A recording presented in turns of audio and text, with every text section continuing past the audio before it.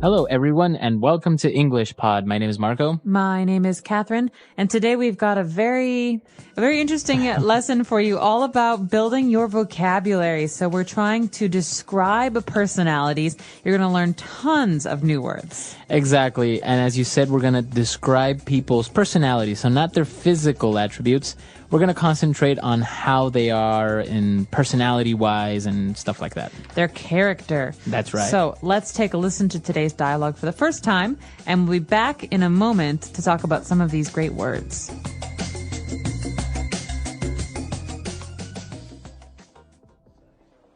Okay, class, settle down. I have the results of your individual personality tests. I am going to hand them out, and if you'd like, you can read them out loud to the rest of the class. I'll read mine. Okay, go ahead. It says here that I am adventurous, outgoing, and easygoing. It says that I'm a little superstitious and occasionally naive. That's not true. Well, the test isn't 100% accurate. Is that all it says? No. It also says that I'm open-minded with great ambition, but that I can also be reckless and clumsy. This is stupid. Okay. Anyone else want to read theirs? I'll go. It says that I'm an extroverted, well-balanced person. It says I am generous, outspoken, and very diligent. This is so true. It also says that I am a magnanimous, eloquent, and daring. This is totally me. Whatever. These tests are baloney.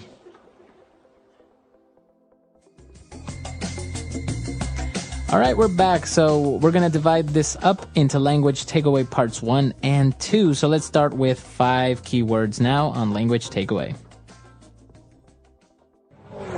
Language takeaway.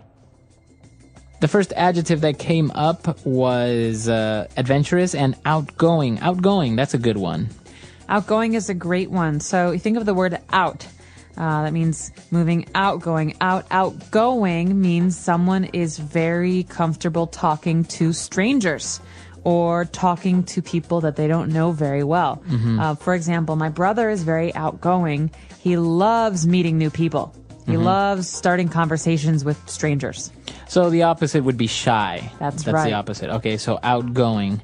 And then it also described this person as being a little superstitious. Okay, superstitious is very interesting because it's hard to describe since everyone's superstitions are different. In many cultures, there are different superstitions. So, for example, in America, we say that walking under a ladder is bad luck. Okay, or opening an umbrella inside is bad luck.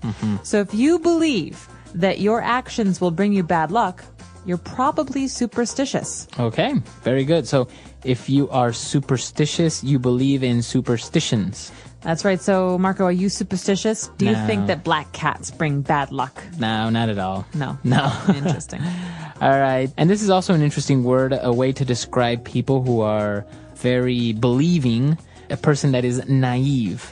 Okay, you said this already. Naive means that someone generally believes most things that you tell them. Right. So if I told you, Marco, hey, did you know that it's supposed to rain frogs tomorrow? No way. Really? Yeah, really. No. If Marco believes me, he's naive. Right. That means that, probably not going to rain frogs tomorrow, but he believes everything I say, so he's a little bit naive or inexperienced. So naive is not really a bad way of describing a person, is it? No, but it can be. So you want to be careful. Some people, if you say that they're being naive, it's offensive. So you have to be careful when you say this. Okay. Moving on, we also had an interesting adjective that described another person, and it was to be reckless. I can also be reckless. Reckless. Okay, so someone who is reckless often does things without thinking, sometimes things that are dangerous. For example, Marco, I think that driving a car without wearing your seatbelt is very reckless.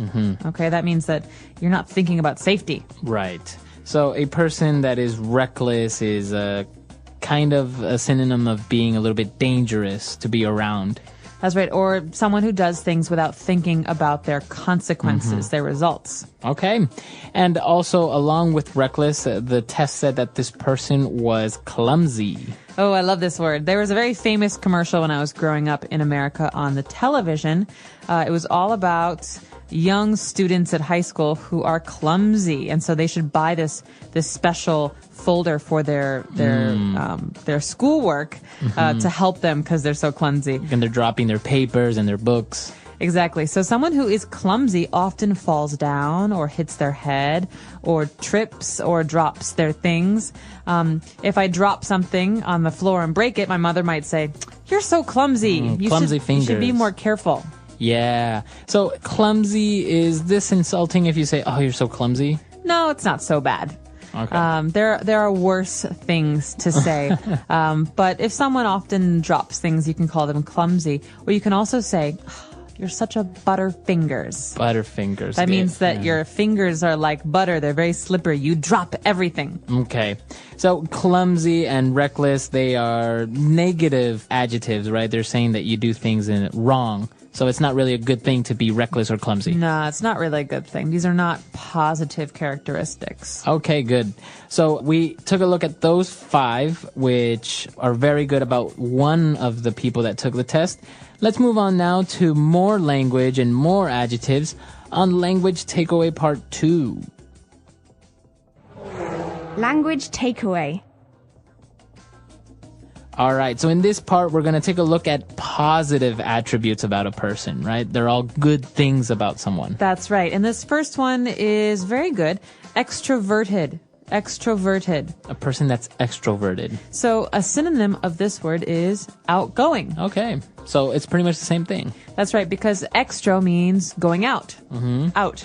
So in this case, someone who is extroverted often meets new people, goes out and does social things, goes to the movies, goes out with friends, meets strangers, talks to strangers. Again, it's like being outgoing, someone who's comfortable with new people. And what about the opposite? So we said that shy is the opposite of outgoing. What would be the opposite for extroverted? Extroverted's opposite is introverted. Intro means in, not Okay. out. So that means someone who's very shy, who is uncomfortable with new people. Okay. And, well, apart from being extroverted, the test also said that this person is very diligent. Ooh, diligent is a great word. This is a word you want to hear from your teachers and your bosses. Okay, if someone says, "Marco, you are very diligent at work," What does that mean? it means you're very careful. You always do things very thoroughly. And also quickly, right? When you tell them to do something, they do it immediately. That's right. So a diligent worker always does a good job and does it in a timely manner. Okay. And moving on to our third adjective. This one is kind of strange. It kind of sounds like monogamy, but it's magnanimous. Magnanimous. All right. Magnanimous. This is a great word. We hear this a lot in the newspaper or on TV about usually famous people. He did something very magnanimous, or it was a magnanimous gesture. This describes a person who does things for the benefit of other people. Someone who is thinking about the well-being and the health and the lives of others. So it would be a person that likes to share, or a person that's not selfish. Right. So if you donate half of your salary this month to victims of an earthquake, I would say, Marco, that's so magnanimous of you. You're so magnanimous. Okay.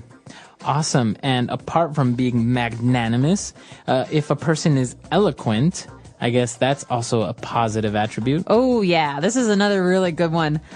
Someone who is eloquent is a very good speaker. Okay. This means that when they talk, they sound very, very good. Okay. You know, someone who's eloquent uses big words, but is also very good at making other people listen. Okay. So it's usually about speaking. So you would say he's an eloquent speaker. That's right. So someone who is eloquent is fun or good or interesting to listen to. Okay. And our last description for personalities and the way people are is a person that's daring. Well, this can be a good thing or a bad thing. It depends on who you're talking about. Because sometimes daring people are also reckless. And this can be dangerous. Okay. But sometimes someone who is daring can be doing good things. Like a daring business person might take risks that other people don't take. Okay. So a person that's daring dares to take risks, right? You are very daring. You, Marco, are daring because recently you jumped out of an airplane, right? You did some skydiving. So that would be considered daring. That's very daring. I'm not daring like that because I would never jump out of an airplane. Right. Okay. So we took a look at basically 10 key words here, a lot of adjectives, but they're a great way to describe yourself. Maybe if you're at a job interview, sometimes a typical question is, how would you describe yourself using 3 adjectives? I'm extroverted, I'm diligent, and I'm open-minded. Yeah, that's awesome. See? Woohoo! You sound really professional when you say things Give like me this. the job. Yeah, exactly. So, and even if you took a look at some of the negative adjectives that we used, it's also a typical job interview question is like, what are your biggest faults? So you can say, well, maybe I am superstitious and naive. Right. You wouldn't want to say that in a job interview. But I mean, I don't know, maybe. Because you have to say something, right? You do, but I would say sometimes I'm a bit too daring, or sometimes I take things personally. We can talk about that another time. But I think for now, it'd be good if we listen to today's dialogue one more time and really got a good sense of how to use these words.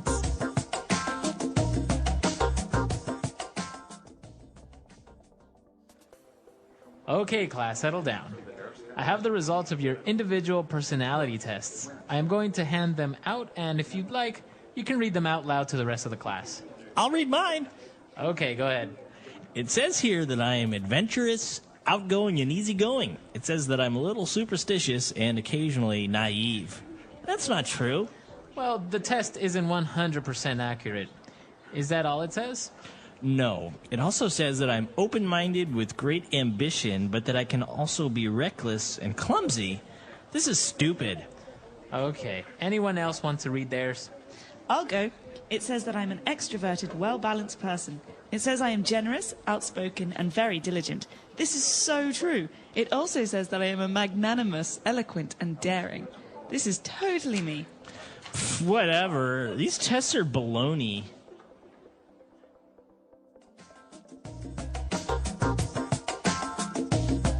All right, we're back. So now going into descriptions. What are 3 adjectives that you would use to describe someone that you hate the most? So going back to describing people, how would you describe one of the main things that really irritate you about someone? Maybe if they are clumsy, it really bothers you that people are clumsy, or reckless maybe. I see what you're saying. Well, I really like extroverted, hardworking people. But in English, we have a word to describe someone who is too extroverted, too hardworking. We call this person a type A personality. Type A. Type A. The letter A. And this means someone who works very, very hard, who is very, very serious, but who's always anxious, always needs to get things done, right? And so these people can be very hard to work with because they're controlling and they're never calm. So right? they're not easygoing. No, they're not easygoing. They always want to do what they want to do. They're usually not very good listeners. And so this type A personality is something that I would say I'm not a big fan of at work or even when we're going out because, with friends, it's hard to be around someone who always has to control you. This is very interesting. And I'm sure our listeners have a lot of different ways to describe things that irritate them, maybe about people, or maybe attributes that they really admire about someone. That's right. And I want to give everybody a little bit of homework today. Go home, or if you're at home, look up a word in the dictionary that describes yourself. Yeah, an that's a good one. adjective to describe yourself. Describing personalities, understanding different people. What is personality? A personality is the way a person thinks, feels, and behaves. Everyone has a different personality, which makes people unique and special. Some people are kind and friendly, while others are serious and quiet. Some people love talking, while others prefer to listen. When we describe a person's personality, we talk about their character traits. A trait is a special quality that makes a person the way they are. Understanding different personalities helps us communicate better, make friends, and work with others. Common words and phrases for describing personality. Here are some useful words and phrases to describe people's personalities. 1. Positive personality traits. These are traits that people admire and appreciate. Friendly, a person who is warm and kind to others. Example, Emma is very friendly. She talks to everyone and makes them feel welcome. Kind, a person who cares about others and helps them. Example, he is kind to his classmates and always helps them with their homework. Honest, a person who tells the truth and does not lie. Example, she is very honest. If she makes a mistake, she admits it. Hardworking, a person who works a lot and does their best. Example, John is hardworking. He studies every day to get good grades. Confident, a person who believes in themselves. Example, she is confident in public speaking and never feels nervous. Patient, a person who stays calm and does not get angry quickly. Example, teachers need to be patient because students learn at different speeds. Creative, a person who has many new ideas. Example, he is creative and loves drawing and writing stories.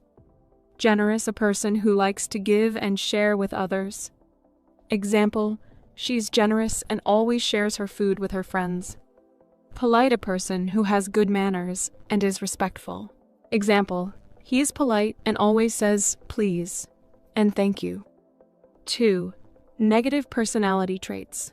These are traits that can be difficult or cause problems. Rude, a person who does not have good manners. Example, he was rude to the waiter and did not say thank you. Lazy, a person who does not like to work or do anything. Example, she is lazy and never does her homework. Impatient, a person who gets angry when they have to wait. Example, he is impatient and does not like waiting in line. Arrogant, a person who thinks they are better than others. Example, she is arrogant and never listens to anyone else's ideas. Selfish, a person who only thinks about themselves. Example, he is selfish and does not share his toys. Shy, a person who is quiet and afraid to talk to others. Example, she is shy and does not like speaking in class. Moody, a person whose feelings change quickly. Example, he is moody. Sometimes he is happy, and sometimes he is angry for no reason. Bossy, a person who likes to tell others what to do. Example, she is bossy and always tells her little brother what to do. Stubborn, a person who does not change their opinion easily. Example, he is stubborn and never admits when he is wrong. Types of personalities. There are many different types of personalities. Some people are outgoing, while others are quiet. Some people are serious, while others are funny. Here are some common personality types. 1. The outgoing person. An outgoing person is someone who loves meeting people, talking, and being social. They feel happy when they are around others. Words to describe them. Friendly. Talkative. Confident. Energetic. Example, Sarah is very outgoing. She talks to everyone at school and makes new friends easily. 2. The quiet person. A quiet person does not talk a lot and enjoys being alone or with a small group of people. Words to describe them. Shy. Calm. Thoughtful. Patient. Example, David is a quiet person. He listens more than he talks and enjoys reading books alone. 3.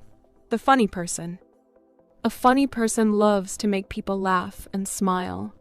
They tell jokes and enjoy being happy. Words to describe them. Cheerful. Silly. Energetic. Creative. Example, Mike is very funny. He always tells jokes and makes people laugh. 4. The serious person. A serious person focuses on their work and responsibilities.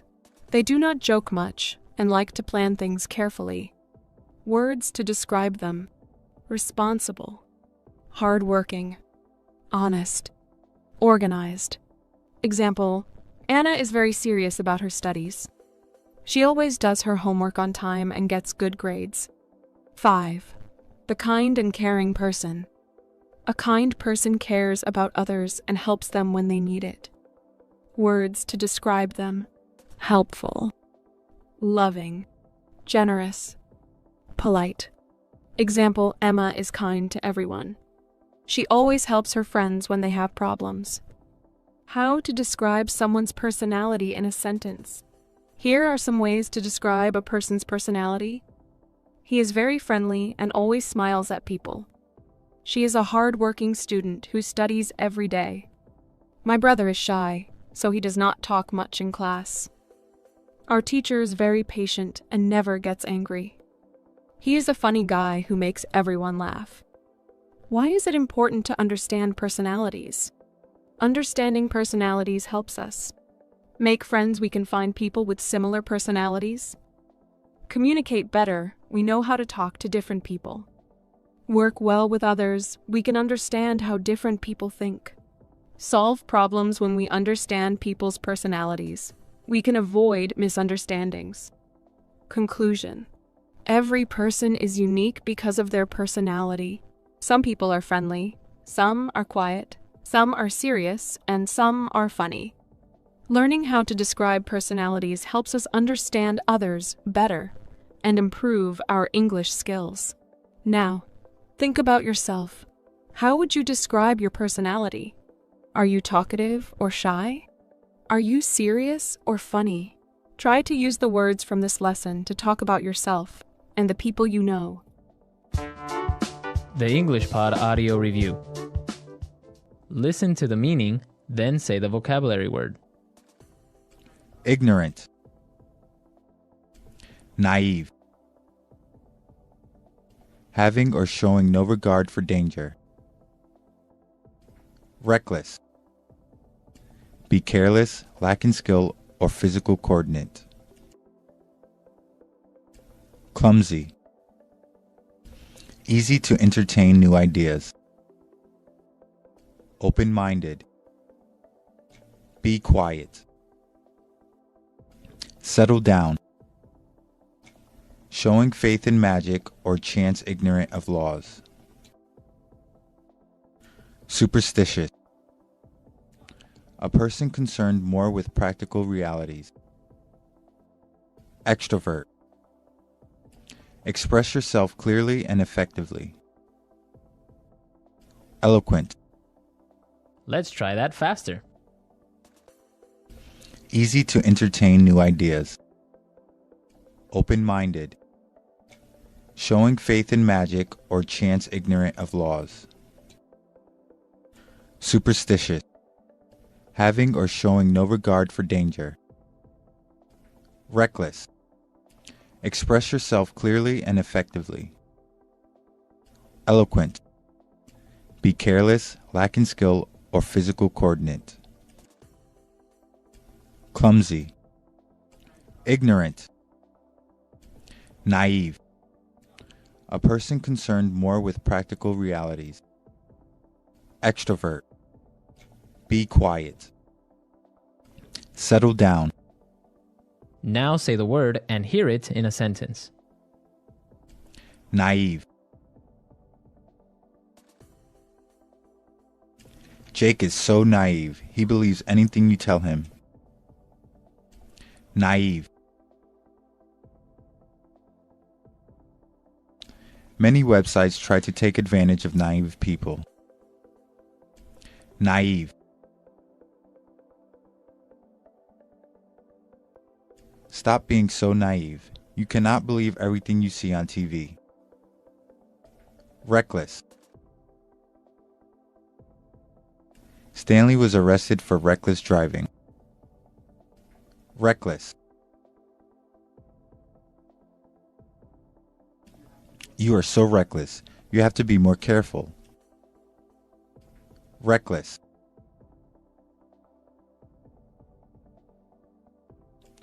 My wife was reckless with our finances, and so now we are broke. Open-minded. I always keep an open mind towards trying new things. Open-minded.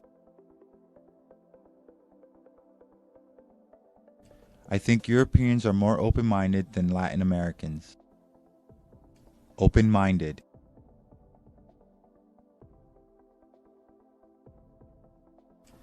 Shirley is a very open-minded girl. You can talk to her about anything. Clumsy.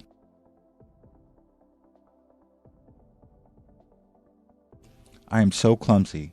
I accidentally hit my head with the door. Clumsy.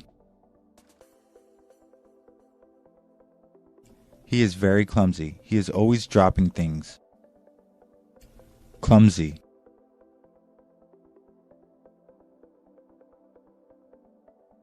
I can't hold delicate things in my hands. I have clumsy fingers. Eloquent. He has an eloquent way of speaking. Eloquent. The priest gave an eloquent sermon about love today. Eloquent. He made a very eloquent speech over dinner today. Listen to the meaning, then say the vocabulary word. Ignorant. Naive. Having or showing no regard for danger. Reckless.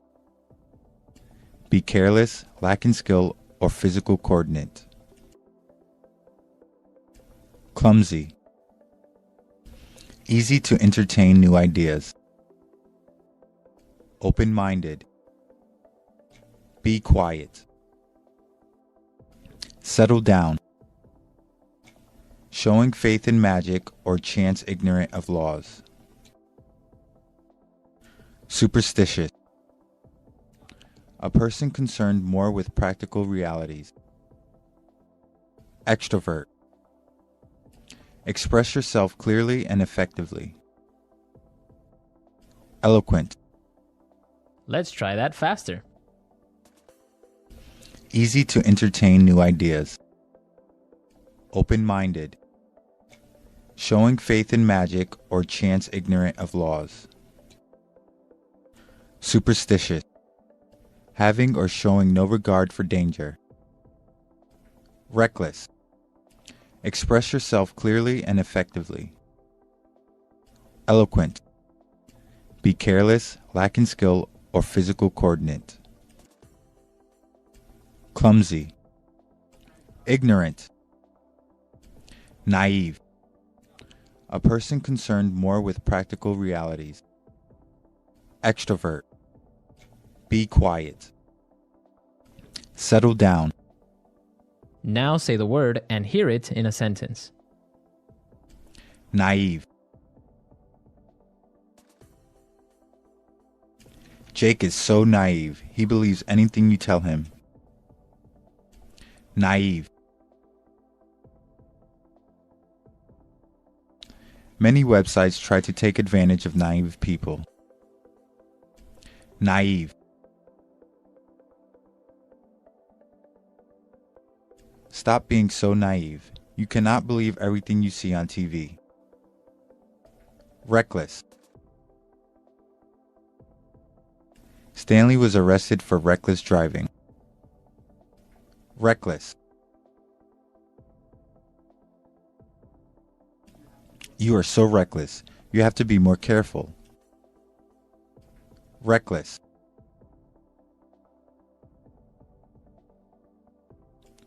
My wife was reckless with our finances, and so now we are broke. Open-minded. I always keep an open mind towards trying new things. Open-minded. I think Europeans are more open-minded than Latin Americans. Open-minded.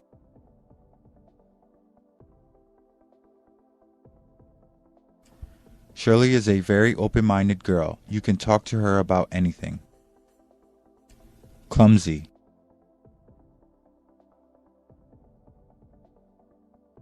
I am so clumsy. I accidentally hit my head with the door. Clumsy. He is very clumsy. He is always dropping things. Clumsy.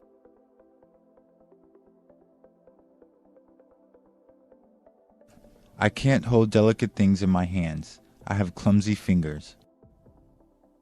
Eloquent. He has an eloquent way of speaking. Eloquent. The priest gave an eloquent sermon about love today. Eloquent. He made a very eloquent speech over dinner today.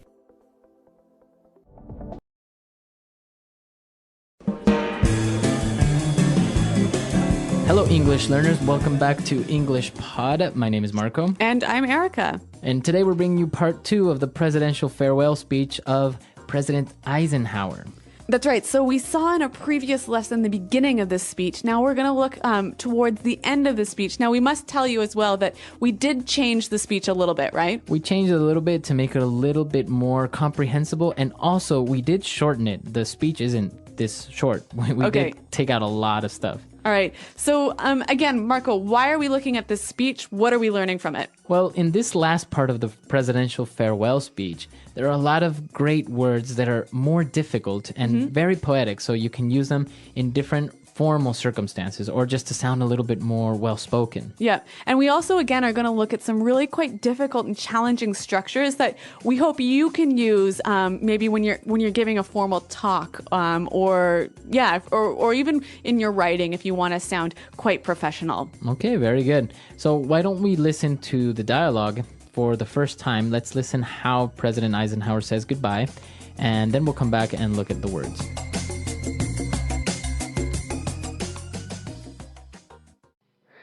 We now stand 10 years past the midpoint of a century that has witnessed 4 major wars among great nations.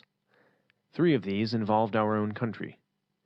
Despite the carnage of these conflicts, America is today the strongest, the most influential, and the most productive nation in the world.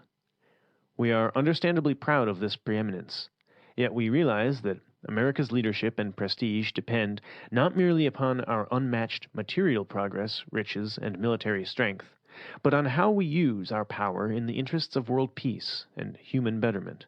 Throughout America's adventure in free government, such basic purposes have been to keep the peace, to foster progress in human achievement, and to enhance liberty, dignity, and integrity among peoples and among nations.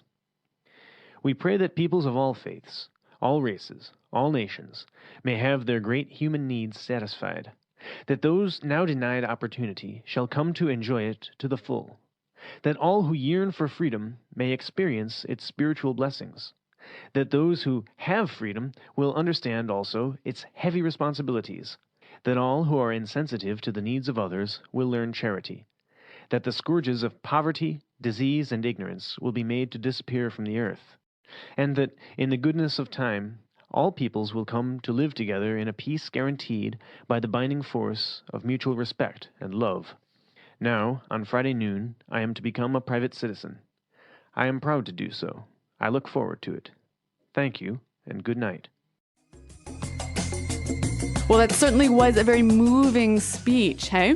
Very moving and, to a certain point, a little bit religious, huh? Yeah, I think we'll talk a little bit about that a little bit later, but let's concentrate on the language now. So we'll go to language takeaway. Language takeaway. All right, on language takeaway today, we'll start with our first word, and it's preeminence. All right, we are understandably proud of this preeminence. A preeminence. So preeminence, what is this? Basically, it's the state of being the leader of something. Okay, so in this case, America was the preeminent nation. Right, so they were coming up, they were very prosperous, so they had a preeminence in the world. All right, so I think we can see here you can use this as an adjective, a preeminent nation, or as a noun, an uncountable noun, the preeminence of our state. Very good. Since we can use this word as a noun and an adjective, why don't we listen to some more examples so we can get a better understanding of it? Example 1. Now please welcome Dr. Frank Hicks, the world's most preeminent expert on nuclear biology. Example 2. He's been a leader in his field for 25 years, and his preeminence has never been questioned. Example 3. Carol Dixon is one of the most preeminent experts in green technology. All right, well, Eisenhower was talking about all of the things that the American people had done since they became a free nation, and one of these things was to foster progress in human achievement. Foster progress in human achievement. Well, I like this verb a lot, to foster something. So if I say to foster progress or to foster something, what am I saying? To help something grow and develop. To take care of it, to nurse it. Yeah. We very commonly hear this word associated with children, right? A foster child. Yeah. So what's that? If you have a foster child, you are basically taking care of a child because the parents can't look after him. It's not like adopting because it's not actually legal. It's just that you're helping somebody out by raising this child. Right. So we can see the connection there, a foster child to foster something. But this is really a great word, and I think it would help to give a couple of examples of how we could use it. So for example, I can say our company is looking to foster better creativity in the workplace. Or we could say, here at Praxis Language, we foster the development of your English. Very good. So the word foster. Now, moving on, in his speech, he was talking about nations and faiths and different types of groups, and he said, all who yearn for freedom. All right, this is a great phrase, all who yearn for freedom. To yearn. So to yearn for something. Now, if I yearn for freedom or I yearn for something, it's basically that I really want it in my heart. Yeah, you really wish for it in a way that's almost painful. You want it so badly.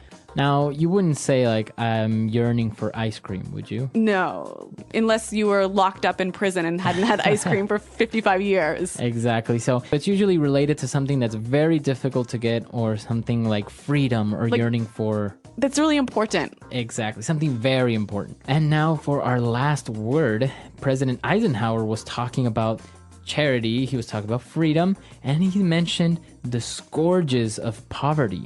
Okay, so scourges. The scourges of poverty. Scourges is a really difficult but interesting word. So why don't we hear a few more examples to help us understand it? Example 1. Malaria is a disease that continues to be a scourge to the developing world. Example 2. One day we hope to eliminate the scourge of cancer. Example 3. NATO promises to wipe out the scourge of terrorism.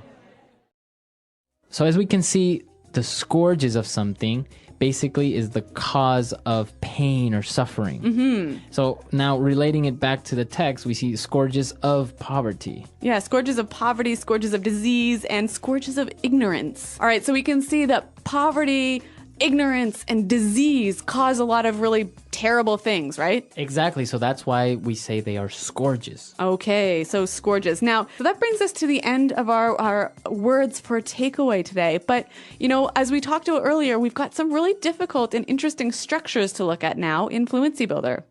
Fluency Builder. Okay, so in Fluency Builder, we'll start off with the very first sentence of the paragraph. When he said, we now stand 10 years past the midpoint of a century. Okay, so I love this phrase. We now stand 10 years past the midpoint of the century.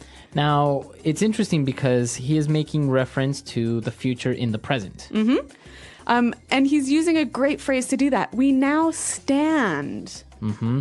Now, we can change it a little bit and use the first part, we now stand, in different circumstances. So why don't we listen to a couple of examples? Example 1. We now stand before you to declare our love and be united in marriage. Example 2. I stand before this court and declare my innocence. Example 3. Together, we now stand before this great challenge and we will fight arm in arm to defeat poverty. Right, so you can see that this is a wonderful phrase to use maybe in a formal speech, right? Right, or a wedding again, or a formal ceremony. Yeah. So, and it gives you this idea, this sort of very poetic image of people sort of almost standing at the cliff, standing before some big change that's about to take place. Exactly. So 10 years past the midpoint of a century, the United States has witnessed 4 major wars, right? Okay. And, well, he said, despite the carnage of these conflicts, America is today the strongest, the most influential, and most productive nation in the world. Okay, so a great structure here. Despite the carnage of these conflicts, America today is the strongest, blah, blah, blah, blah, blah. Right. Now, let's look at that first word, despite the carnage of these conflicts. Okay, so carnage, what's that? Carnage is like a massacre, right? Where many people got hurt or killed. Okay, so a pretty violent situation when a lot of people died. Mm-hmm. And now, why does he use this word despite? Okay, so he's basically saying even though we had all of this death and violence in this century, we're still the greatest nation, blah, blah, blah, blah, blah. Exactly, that's exactly it. I can say, for example, despite the economic crisis the world is going through, our company has an enormous opportunity to grow and be more profitable. Okay, or if we want to take it and imagine we're at a wedding, we might say something like this. We could say, despite the many difficulties this couple has faced, they have a very bright and happy future together. Very good. And now, if we take a look at the last paragraph, it's very interesting because it's one sentence. It's a really long sentence. It's a very long sentence. So even though it's not a phrase, let's take a look at the punctuation of this paragraph. Okay, so Eisenhower starts out by saying, we pray that peoples of all faiths, all races, all nations may have their great human needs satisfied. And then we have a semicolon there, right? Right. So why do we have a semicolon? Well, here's what he's doing. He's saying, we pray for something. Mm-hmm. And then he's listing the many different things that he's praying for. Okay, so it's basically a list. Yep. Okay, so we know that when you're writing a list, we commonly use commas between all the things that are in this list. Mm-hmm. But here, because they are long and complex ideas, a comma is not enough. Right. You need a semicolon. Okay, so we can see here from the text that the semicolon is a great way to separate ideas, big ideas, complex ideas in a list. Exactly. So you can use it and not necessarily have to end your sentence or that each idea become one sentence. You can all just make it in one big sentence. Yep. And actually I remember back to high school, Marco, my teacher told me, hey, if you throw in a few semicolons into your writing and do it properly, you'll really impress people. All right. So this is good advice that you can take and throw in a couple of semicolons, a little bit of commas here and there, and it'll look like you really know how to write. Yep. Okay, so with that in mind, why don't we listen to what Eisenhower wrote one last time?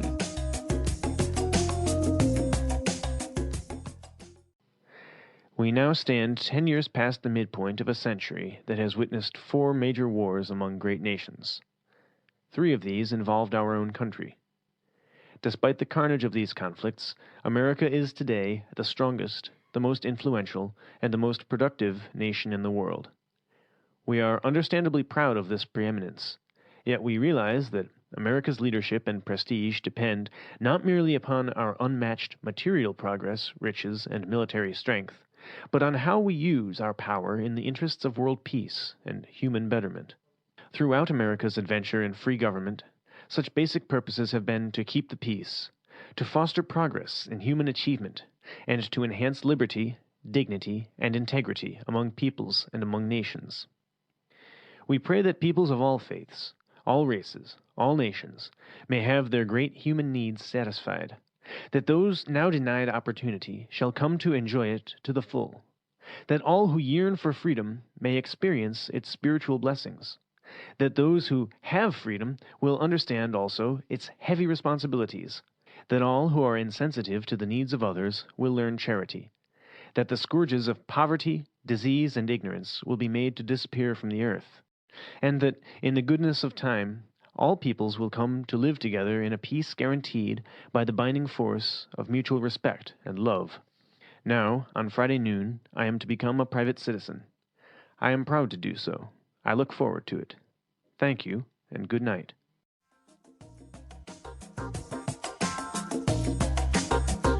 All right, we're back, and we're here again with Pete, our voice actor for the second part of the dialogue.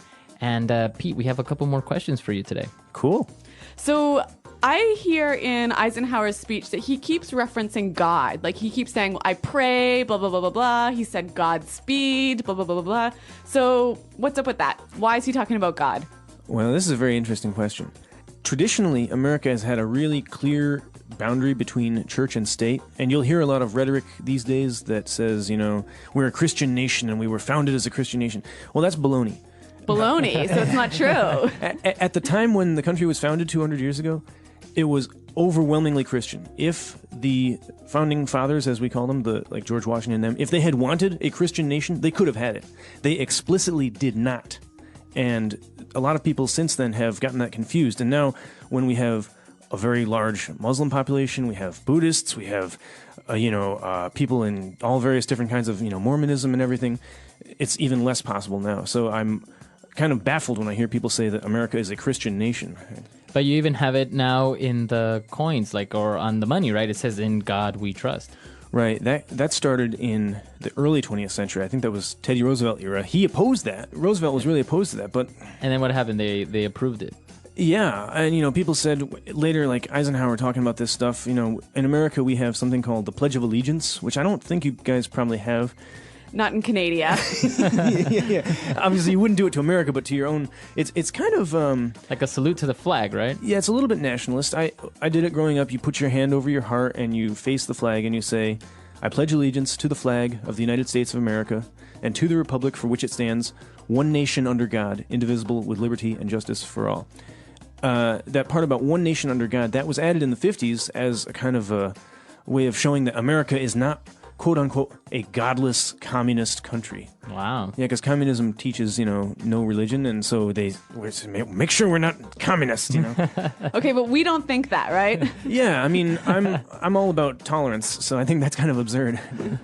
Okay, so what I think is really interesting, though, is that every political speech, every time a political leader has to say something publicly, he'll always quote God, right? Right, and they'll often end a speech with, thank you and God bless America or something. Yeah. Exactly. Which, you know what, for me as a Canadian is really strange. Like, if a Canadian president said, "God bless Canada," no one would know what to do. Like, yeah. I don't know. Anyway. I had an ex-girlfriend who was British, and she, Tony Blair started with that a couple times. He said, and God bless us all or something, and she was just put off by it, and she was like, the Brits will never take this, and they didn't.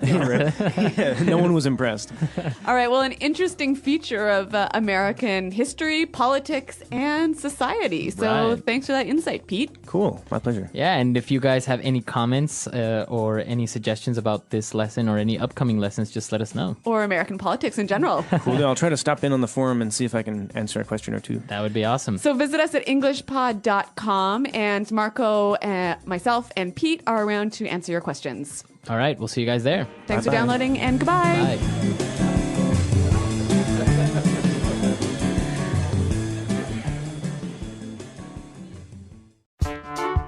The English Pod Audio Review. Listen to the meaning, then say the vocabulary word. To help something grow or develop. Foster.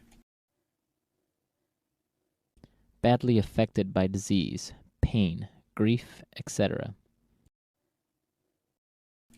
Stricken. To feel a strong desire or wish for something. Yearn. In U.S. politics, a member or supporter of the Democratic Party, the more liberal of the two main political parties in the U.S. Democrat. More important, skillful, or successful than other. Preeminence. Belonging to the Republican Party, the more conservative of the two main political parties in the U.S. Republican. Someone or something that causes a great amount of trouble. Scourge. In the U.S., the wife of the president-elect. First Lady. To be in a particular place or position. We now stand. An operation or series of operations energetically pursued to accomplish a purpose. Campaign. Let's try that faster. In the U.S., the wife of the president-elect. First Lady. To be in a particular place or position. We now stand. Belonging to the Republican Party, the more conservative of the two main political parties in the U.S. Republican. Badly affected by disease, pain, grief, etc. Stricken. To help something grow or develop. Foster. To feel a strong desire or wish for something. Yearn. An operation or series of operations energetically pursued to accomplish a purpose. Campaign. More important, skillful, or successful than other. Preeminence. Someone or something that causes a great amount of trouble. Scourge. In U.S. politics, a member or supporter of the Democratic Party, the more liberal of the two main political parties in the U.S. Democrat. Now say the word and hear it in a sentence. We now stand.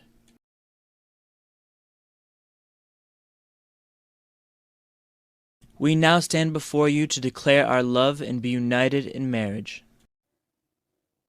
We now stand. I stand before this court and declare my innocence. We now stand.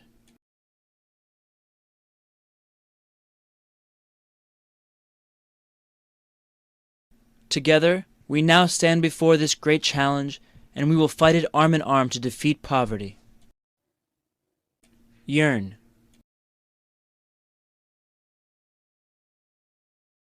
We must fight for those who yearn for their freedoms. Yearn.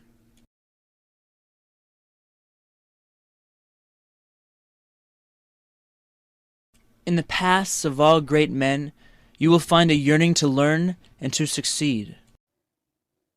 Yearn.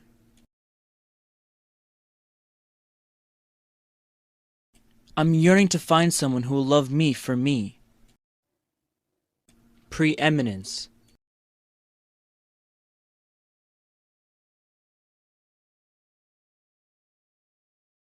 Now, please welcome Dr. Frank Hicks, the world's most preeminent expert on nuclear biology. Preeminence.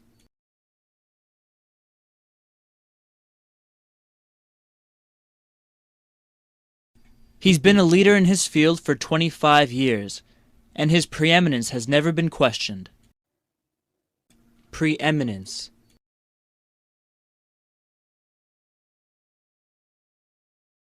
Carol Dixon is one of the most preeminent experts in green technology. Foster.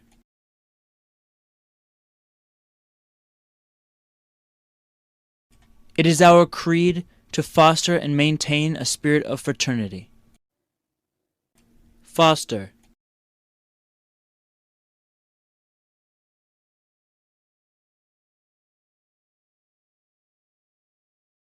To restore our country to the glory of its past, we must foster an attitude of determination in social service. Foster.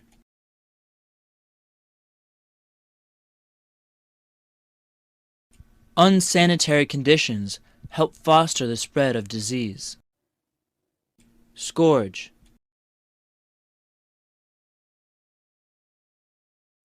One day we hope to eliminate the scourge of cancer.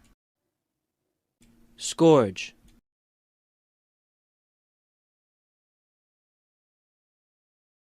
Malaria is a disease that continues to be a scourge to the developing world. Scourge.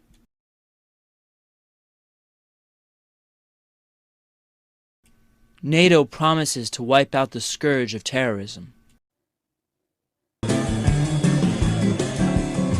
Hello, everyone, and welcome back to another lesson here at English Pod. My name is Marco. And my name is Catherine. So, Marco, what are we talking about today? Today, we are taking a look at a guy who is a little bit too afraid of people in general. There's a good word for this in English, someone who's almost too afraid all the time, someone who is overly cautious. We call this person paranoid. Okay, so if you are paranoid, you think that everyone is wants to hurt you or that everyone is out to get you. Wait, did you hear that?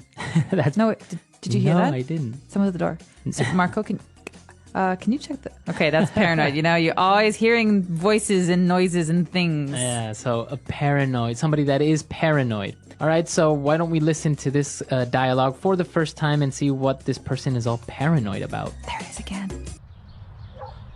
Dan, dude, you have to come over to my house right now. Is everything okay? Just get over here.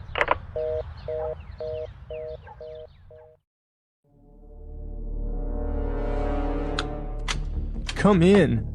Quickly. So, since when is your house a bank? What do you mean? I mean, what's up with the 4 locks and iron bars on your windows? Security, Dan! Security! You can never be too safe, you know. A lot of sickos out there. Just the other day, they caught that peeping Tom red-handed. Had a high-power telescope and binoculars by his window. What's the matter with you? Why are you acting all paranoid? Paranoid? I'm not paranoid! I'm cautious! You see, Dan, we have to be on guard at all times. People just invade your privacy as if they knew you. Telemarketers, solicitors, even your bank. They have way too much information. I like to keep everything on a need-to-know basis. Okay. Well, what did you want to see me about? You're being watched! Be careful, Dan. Be careful.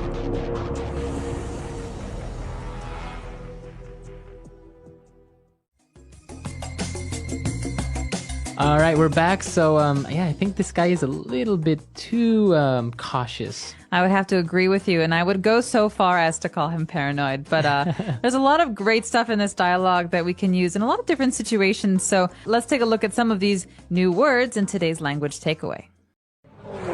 Language takeaway. All right, the first word on language takeaway today is sicko.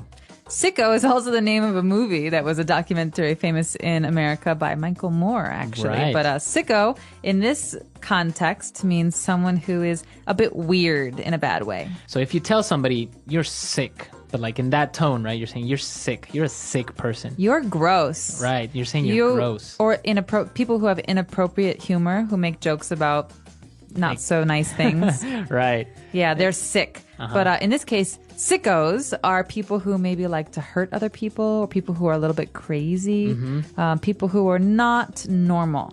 So it's not a nice way of calling someone crazy, right? If you say, oh, he's a sicko, it's not really nice. Not at all. It's a way of saying that you're almost scared of this person because they're kind of weird and almost they have problems. All right, so sicko.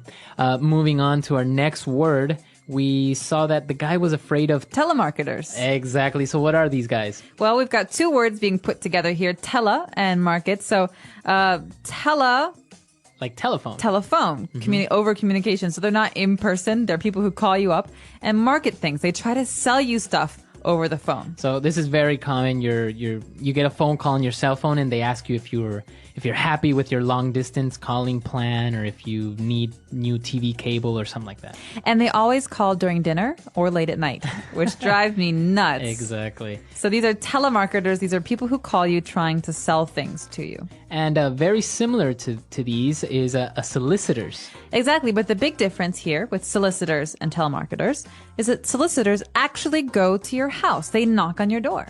So they're also called door-to-door salesmen or saleswomen. That's right. So door-to-door salesmen, they go from door to door trying to sell things. But in this case, a solicitor is someone who comes to your house to try to get you to do something, to buy something. All right, very good. And moving on to our next word, we have a peeping Tom.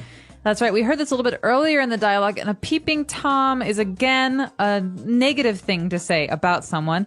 A peeping Tom, well, the word peep means to look, but kind of Quick like, look. yeah, it's a quick look. So peeping Tom is a person who spies on other people. Okay, so a synonym of a peeping Tom would be a voyeur. A voyeur. So someone who, without getting caught, tries to look at other people while they're in their homes. And so it's really bad because it's usually inappropriate. It's usually people who are watching women get undressed or... Right. Yeah. So a peeping Tom is just an informal way of saying a voyeur or somebody who is spying on people.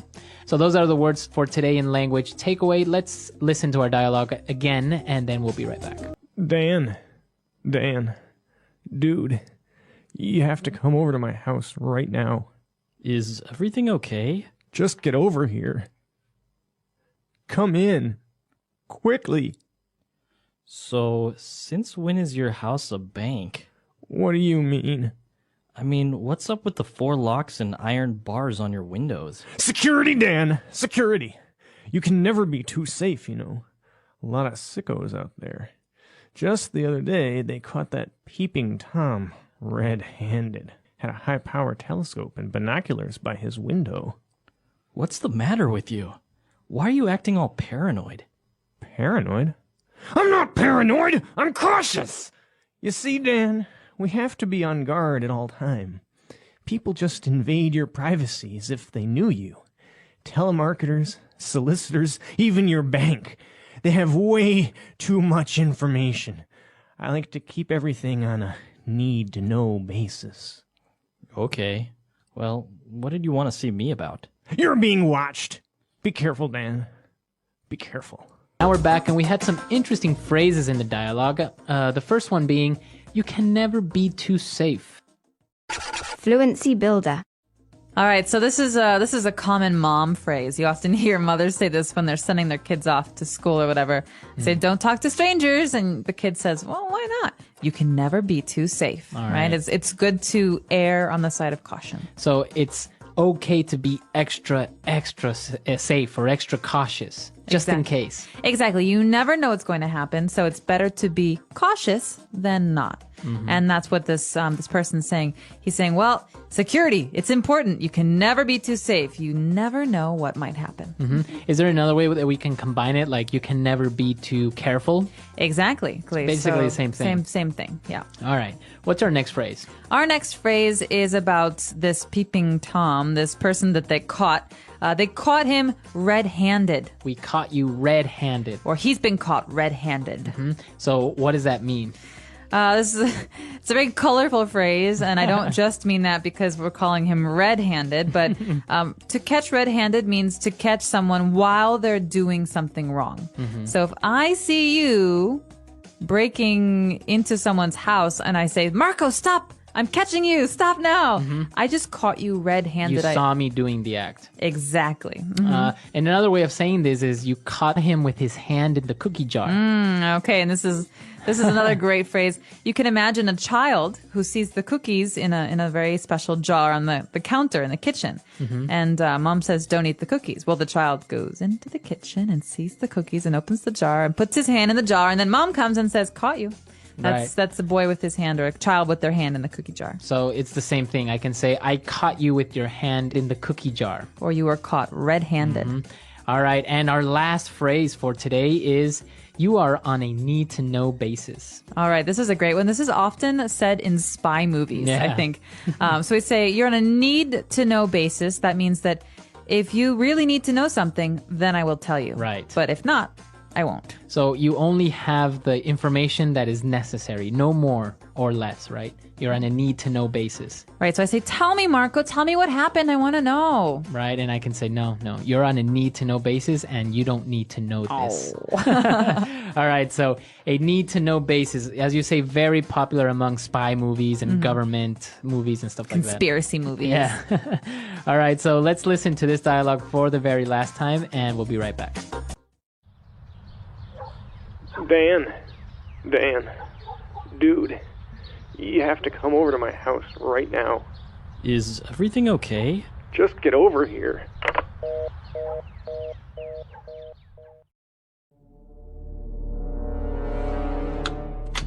come in.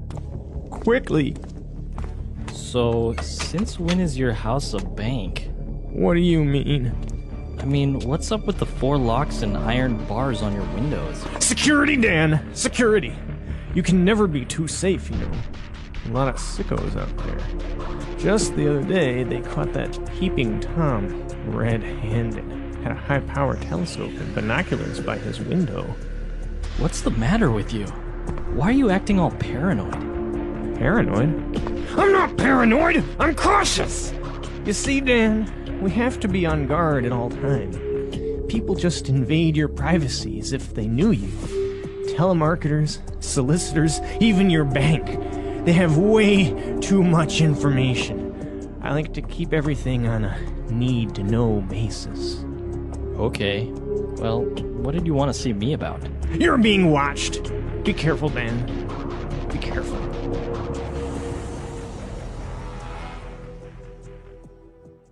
All right, so the guy's a little bit paranoid. There's another word for this as well, similar, right? It's schizo?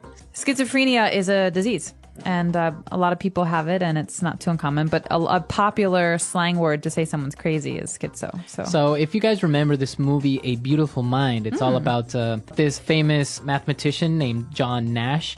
And, well, he was a genius. He came up with game theory and a lot of subsequent usage of this for economy, for many things.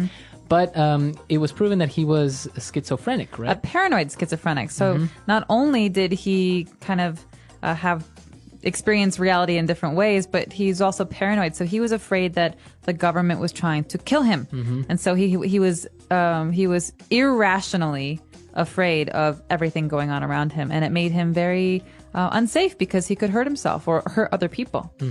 And the interesting thing about this is that there is no actual cure for it. You just learn to cope and live with it. So you never really get cured. You just kind of live with it. Learn how to understand what's real and what's not. So it's interesting. It's a great movie also, by the way, if you've never seen it or you get a chance to watch it. And that's all the time we have for today. So if you have any questions, doubts, or comments, please come to our website, englishpod.com. And we're there to answer them. Yeah, we hope to see you there. And until next time, English Potties. All right. Bye-bye.